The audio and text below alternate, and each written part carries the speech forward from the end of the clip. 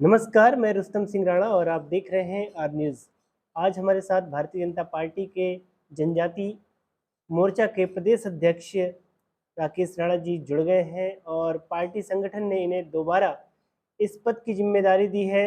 और सबसे पहले तो आपका स्वागत है और पार्टी ने जो आप पर फिर से एक बार भरोसा जताया है उसको लेकर आपको बधाई है। धन्यवाद रुस्तम जी। और आर न्यूज़ के समस्त दर्शकों को भी मैं धन्यवाद ज्ञापित करता हूँ और आर न्यूज़ को बहुत-बहुत बधाई देता हूँ कि जनजाति समाज के और सर्व समाज के बहुत सारी जो विषय को सोशल मीडिया और मीडिया के माध्यम से बहुत अच्छी तरीके से आप रख रहे हैं। इसके लिए आर न्यूज़ का बहुत-बहुत धन्यवाद। हाँ, इस बार पुनः जो प्रदेश की हमारी जो भारतीय जनता पार्टी की जो नई टीम बनी है, उस टीम पर मुझे पुनः विश्वास जताया है केंद्रीय नेतृत्व और प्रदेश नेतृत्व को। मैं उस निश्चित रूप से उस विश्वास पर खरा उतरने का पूरा-पूरा प्रयास करूँगा कि जनजातीय मोर्चे की मेरे को अध्यक्ष की पुनः ज़िम्मेदारी दी गई है और पूरी इस ज़िम्मेदारी को पूरे तन्मयता के साथ में मैंने निभाया भी और आगे भी हम लोग निभाने वाले हैं। और राकेश जी, सबसे पहले तो मेरा ये सवाल रहेगा आपसे क्योंकि जो खासकर जो नई टीम बनाई गई है आपकी, वो कहीं न कहीं ऐसा लगता है 2024 के चुनाव को देखकर बनाई गई है। जिस तरह से ऊधम सिंह नगर का अगर मैं देखूँ तो जनजातीय में आप 2 चेहरे आते हैं। लीलावती जी को भी ज़िम्मेदारी दी गई है। तो क्या 2024 में जिस तरह से हमने देखा विधानसभा चुनाव में एक तरह से कहीं न कहीं नाराज़गी देखने को मिली और वो परिणित हुई, जो भी रिज़ल्ट रहा उसको साधने के लिए क्या आप 2 चेहरे को लेकर आए हैं आपकी पार्टी जो है? रुस्तम जी, ऐसा नहीं है। देखो, जनजाति का वोट परसेंटेज अगर पुराने चुनाव की अपेक्षा अगर हम लोग वर्तमान चुनाव को अगर देखते हैं, तो हमारा vote percentage Bharatiya Janata party में जनजाति का वोट परसेंटेज बढ़ा है, कम नहीं हुआ है और लगातार ये बढ़ रहा है। चाहे वो 2007 का चुनाव हो, 2012 का चुनाव हो, 2000 आपका 17 का चुनाव हो या 2021 का चुनाव हो। ये चारों 5 जो विधानसभा है, जो ऊधम सिंह नगर के अंदर जनजाति का जो प्रभावित करती है, चाहे वो खटीमा विधानसभा हो, नानंगमता विधानसभा हो, सिदारगंज विधानसभा और बाजपुर गदरपुर विधानसभा हो, इन पर जो जनजाति का वोट परसेंटेज बहुत कम था हमारा। लेकिन धीरे-धीरे भारतीय जनता पार्टी ने थारू समाज से नेतृत्व दिया।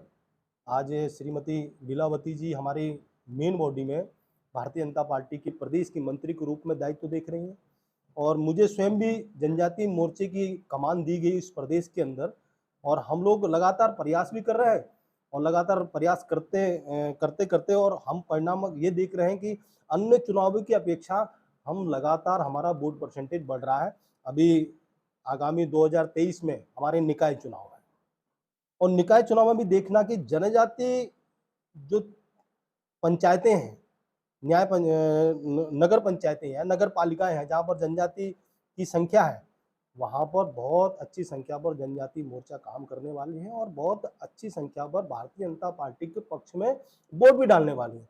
उसके जस्ट बाद हमारे लोकसभा के चुनाव हैं, बड़ा चुनाव है। गत आपने 2014, 2019 के चुनाव में आपने देखा होगा, अगर पूरे प्रदेश का अगर आकलन करते हैं, तो जनजाति में एक विशेष प्रकार से नरेंद्र मोदी जी पर विश्वास जाहिर किया है और 2014 के चुनाव में भी हम इस नैनीताल ऊधम सिंह नगर की जो लोकसभा सीट है, बहुत बड़े अंतर से हम लोगों ने जीत दी। उसमें जनजाति समाज का भी महत्वपूर्ण योगदान रहा है और 2019 के चुनाव में और प्रचंड बहुमत के साथ में हम लोग जीते। उसमें जनजाति समाज का महत्वपूर्ण योगदान रहा है। तो क्योंकि जनजातीय समाज को केंद्र सरकार की जो बहुत सारी योजनाएं हम लोगों को मिली हैं, उन योजनाओं को लेकर हम लोग समाज के बीच में जाते हैं और उन बातों को वो समझते हैं और समझने के साथ साथ में भारतीय जनता पार्टी के साथ में उनका विशेषकर एक आत्मीय जुड़ाव पैदा हुआ है इन लगातार 5, 6, 8 वर्षों के अंदर। दरअसल मेरा ये सवाल इसलिए था क्योंकि जो 2 सीटें हैं खासकर हमारी, जहाँ पर एक जनजातीय वोट जो है बहुत बड़ा तबका है और प्रभावित करता है सीटों को, एक नानमुता और एक दूसरी खटीमा। और यहाँ दोनों ही सीटें कांग्रेस के खाते में गईं। इसलिए मेरा सवाल इम्पोर्टेंट था। इसलिए मैंने वो सवाल आपसे किया। देखो अगर हम लोग पिछली बार का हम आंकड़ा देखते हैं तो माननीय हमारे यशस्वी मुख्यमंत्री माननीय पुष्कर सिंह धामी जी को इस खटीमा विधानसभा से 29,000 वोट मिले थे। आज का अगर आंकड़ा देखते हैं तो 2022 का हम लोग देखते हैं तो उनको 42,000 वोट मिले हैं। जो 13,000 का जो ग्रोथ है और पूरे खटीमा विधानसभा का अगर परिदृश्य देखते हैं तो जहां पर ट्राइबल्स जो बूथ थे उन बूथों पर हम लोगों ने लीड किया है। जहां पर ट्राइबल्स की संख्या कम थी वहीं से हम लोग चुनाव हमारा बहुत सकारात्मक नहीं रहा है। वहां पर हमारा बहुत हम लोग संख्या बहुत कम हमको वोट मिले थे। लेकिन जहां पर ट्राइबल्स बूथ थे वहां पर हम लोग बहुत तेजी, तो उसमें ये नहीं कह सकते हैं कि जनजाति के लोगों ने भारतीय जनता पार्टी को वोट नहीं दिया है। यहाँ से लेकर पूरे जितने भी हमारी पूरे उत्तराखंड के अंदर 5 जनजातियां हैं, तो ऐसे लगभग 10 विधानसभा ऐसी हैं जहाँ पर जनजाति बहुल सीटें हैं और जनजाति महत्वपूर्ण भूमिका में रहता है, निर्णायक भूमिका रहता है। उन सीटों पर हम लोग जीते हैं। राकेश जी, जो नरेंद्र मोदी जी जो हमारे देश के प्रधानमंत्री हैं, उनका एक युवाओं पर विशेषकर फ़ोकस रहा है और ख़ासकर जो हमारे उत्तराखंड के सीएम हैं, वो खुद एक युवा चेहरा हैं। और दूसरी बात जब ये आती है कि युवाओं की अपेक्षा आपकी सरकार से बहुत ज़्यादा है। अभी हाल-फिलहाल हमने देखा कि एसएससी में जो एक तरह से घोटाला हुआ, उसको लेकर सरकार पर बड़े सवाल खड़े किए गए। सरकार पर, क्योंकि कहीं न कहीं पार्टी से लोग जो इस घोटाले में इन्वॉल्व जिनकी संलिप्तता पाई गई, वो कहीं न कहीं पार्टी से जुड़ाव वो दिक बताए जा रहे हैं। तो ऐसे में जो युवा है, उनका एक सपना टूटता है, उनकी आशाएँ टूटती हैं, उसको लेकर आप क्या कहेंगे? देखो ये जो विषय चल रहा है अभी उत्तराखंड में घोटाले का, पेपर लीक का विषय चल रहा है, एक बड़ा विषय है। इसको हमारी राज्य सरकार उसको जांच भी करा रही है और बहुत नाम ऐसे आए होंगे जो कहीं न कहीं हमसे जुड़े होंगे, उन पर पार्टी संगठन कार्रवाई भी कर रही है। पूरी तरीके से भारतीय जनता पार्टी की जो हमारी केंद्र और राज्य की सरकार है, युवाओं को समर्पित है और युवाओं को विशेष रूप से जो भी हम उनके बीच में करने के लिए होगा, जैसे स्वरोजगार से संबंधित है, हम लोग उसमें भी प्रयास कर रहे हैं कि युवा अधिक से अधिक स्वरोजगार की तरफ जाए। आपने देखा होगा कि जो केंद्र सरकार के जो अ, आर्मी में अग्निपथ क्रांति अग्निवीर के रूप में जो सेना में भर्ती की जा रही है, इसमें बहुत बड़ी संख्या पर लोगों ने रजिस्ट्रेशन कराए हैं, हमारे युवाओं ने रजिस्ट्रेशन कराए हैं और भर्ती भी उसकी प्रारंभ हो चुकी है।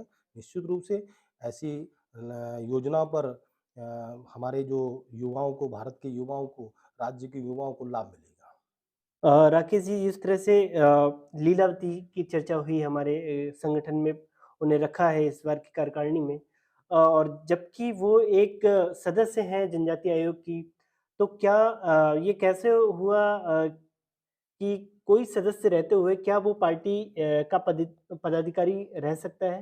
देखो लीलावती जी हमारी बहुत पुरानी कार्यकर्ता है। मैं जब से हम भारतीय जनता पार्टी के साथ में जुड़े हैं, तब से मैं उस एक जनजातीय महिला होने के नाते उनको संघर्ष करते हुए देखा है और पार्टी ने उनको कई दायित्व भी दिए। वो एसटी-एससी आयोग की सदस्य भी रहीं और सदस्य रहने के साथ-साथ में पार्टी ने उनको महत्वपूर्ण ज़िम्मेदारी मेन बॉडी के अंदर विशेषकर जनजाति एक महिला को उन्होंने दायित्व दिया है। अब रहा विषय क्योंकि उनके पास में जनजाति आयोग का भी दायित्व है, तो निश्चित रूप से वो उस पद से इस्तीफ़ा देंगी। क्योंकि पार्टी क्योंकि एक संवैधानिक पद है उनके पास में, तो मुझे लगता है कि नीला बहन जी जो हमारी जनजाति की महिला हैं, वो संगठनात्मक रूप से भारतीय जनता पार्टी में एक मंत्री के रूप में काम करने वाली हैं। मेरा एक और सवाल रहेगा, और ख़ासकर मेरा सवाल इसलिए महत्वपूर्ण है ये, क्योंकि हम जब एक तरह से नेतृत्व की बात करते हैं, या हमारे जो नेतृत्व हैं, हमारे समाज के जो नेतृत्व हैं, मैं पार्टी मैं पार्टी के साथ-साथ और भी एक सामाजिक सामाजिक तौर पर भी ये प्रश्न पूछ रहा हूँ, क्योंकि कई लोगों को लगता है कि ख़ासकर जो हमारे समाज के नेता हैं, वो एक ये रहता है कि भई जो अपने युवा तैयार करता है, जो टीम तैयार करती है, ख़ासकर नेतृत्व तैयार करता है समाज से, तो क्या राकेश राणा इस ओर भी विचार कर रहे हैं कि एक तरह से राकेश राणा के पीछे या फिर राकेश राणा ऐसे लोगों को भी तैयार करके जाएँ जो बीजेपी की एक तरह से बात रख सकें या बीजेपी में बड़े चेहरा बन सकें? बिल्कुल रुस्तम जी, मैं लगातार पिछली जब मेरे को प्रदेश अध्यक्ष का दायित्व दिया गया, तब भी मैंने इस पर प्रयास किया कि उत्तराखंड के अंदर 5 जनजाति हैं, युवाओं को आगे बढ़ाने का प्रयास किया और उनके अंदर नेतृत्व क्षमता विकसित हो, इसके लिए भी हम लोगों ने प्रयास किया। समय-समय पर हम लोगों ने उनके प्रशिक्षण भी लगाए और मैं लगे लगातार हमेशा ऐसा प्रयास करते रहूँगा कि हर समाज से जो ट्राइबल समाज है, क्योंकि ट्राइबल समाज में अभी राजनीतिक जागरूकता उतनी नहीं है जितनी अन्य समाज के अंदर है। तो जनजातीय समाज में भी एक राजनीतिक जागरूकता आए, उनके युवाओं के अंदर भी राजनीतिक क्षेत्र में रहकर काम करने की इच्छा जागे, इसके लिए भी हम लोग लगातार अभी मैं सितंबर-अक्टूबर में लगातार सीमांत क्षेत्रों के प्रवास में हूँ। वहाँ पर जो हमारे जैसे धारचूला क्षेत्र में अपने दारमा और ब्यास घाटी, गुंजी तक में जाने वाला हूँ, तो वहाँ पर जो हमारे भूटिया बंधु हैं वहाँ के युवाओं को भी मैं लगातार उनसे बात कर रहा हूँ कि वो भी राजनीतिक रूप से सक्रिय हों। क्योंकि देखो समाज वही ज़्यादा आगे बढ़ सकता है जिस समाज का व्यक्ति जागरूक है और राजनीतिक जागरूक है। क्योंकि निर्णय तो सारे उसी मंच पर होते हैं। सरकार चाहे बीजेपी की हो या कांग्रेस हो, लेकिन हम लोग प्रयास कर रहे हैं कि अधिक से अधिक भारतीय जनता पार्टी के साथ में जुड़ें। क्योंकि आज देश के अंदर और राज्य के अंदर भारतीय जनता पार्टी की सरकार है, उस देश का भविष्य भी भारतीय जनता पार्टी ठीक कर सकती है। बिल्कुल सर और आपसे बात करके हमें अच्छा लगा। आपने हमें समय दिया हर न्यूज़ को और इसी तरह से हम आशा करते हैं कि आपका ये कार्यकाल भी बेहतर जाए और आप जो भी पार्टी के लिए एक तरह से जो भी पार्टी की जो ज़िम्मेदारी है वो आप सही से निभा सकें, यही हमारी कामना है। धन्यवाद। धन्यवाद।